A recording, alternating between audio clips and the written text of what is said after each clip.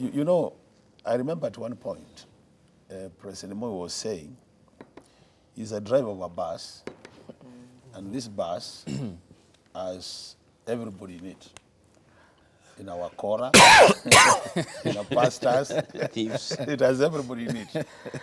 And when I look at that statement coming from the head of state, I think it was just saying as a leader, if you don't provide firmness, as he was saying, people can easily take advantage of you, and that's what the cartels, Honorable Rose is talking about. And to me, one thing I like about Moi is that he preached unity, because it's one of the, if you look at the Nyayo philosophy, unity was... Peace, love, and unity. And also practice it. I can tell you for sure, in our regional Kambani, the only time we had very many ministers was during Moi tenure. You go to Western Kenya, the same story. You go to Northern Kenya, the same story. Janzo. The head of civil service was one time from Professor Mbiti. At one point, Professor Mbili was the head of civil service. That was a very powerful man. Yes. At another time, Nyachai was the head of civil service, very powerful. When is the Kamba? Oyugi, Yes. at another time, very powerful. General Mohammed. So General Mohammed. So you could see Moi believed in Kenya as a country. And he was able to bring out the fact that Kenya is a country, none of these regions is lacking people who can lead and who people can be trusted. Because when he picks somebody like Nasir from Coast, and trust him to an extent that whatever Nasir would say, it becomes the rule of this country. So what we are saying is, there are some of us who are leaders who preach unity, but when you look at what is happening, you don't see even a single out of... Okay, you'll come to the unity aspect. Let me just pick this call from our viewer who is calling us or reaching us from the county of Turkana. Good morning. Good morning. Good morning to you. Habari asubuhi. Salama kabisa. Talk to us about Mzee Moi. Okay, what I want to contribute is that, okay, I was young by the time that Daniel Moi was the president, but actually I want to celebrate him. Okay. I want to celebrate him a lot because mimi naonanga vitu mingi sana hapa Turkana ambaye imesemekana Moi ndiye alifanya hii, Moi ndiye alifanya tukafaulu kwa njia moja ama nyingine. Even I come from Lukchogo,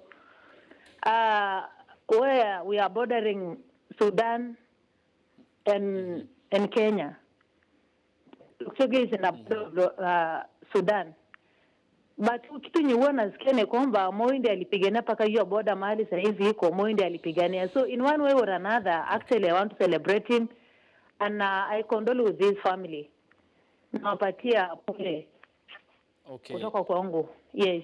Asante sana. Thank you so much for your contribution. We do cherish, of course, your input here on the program. Equally, the number is 07914789990. And we like to hear from you from all over the world, from all over the country, wherever you are tuned in from this discussion. Yes, Mheshimiwa, continue. Yeah, so what I was saying is, and I can actually mention more and more. For example, Ferris Quino. Quino was a Pokomo. Was he a Pokomo? Yes. Very minority, you know, a small tribe. Yes. But he was telling them, even the Pokomos of this country can be at the top there, and we respect them. And to me, I think this is the way to go. That when we talk about national unity, let's provide opportunities to Kenyans to prove to the rest of Kenya that they are able. But you know, this idea where, as Farah was saying earlier, that you go to an office and you find people are talking their vernacular, their mother tongue, and this is an official place. We should really resist that. And the other thing I like about President Moi, and which I think most of us leaders, this is a big challenge, and you take this challenge, is the issue of keeping time. Punctuality. Yeah, the principle of punctuality. You know, Moi will never keep Kenyans waiting for him. If he says 10, he's there by 10. And these days we have leaders who tell you, I'm coming at 10, they come at 4.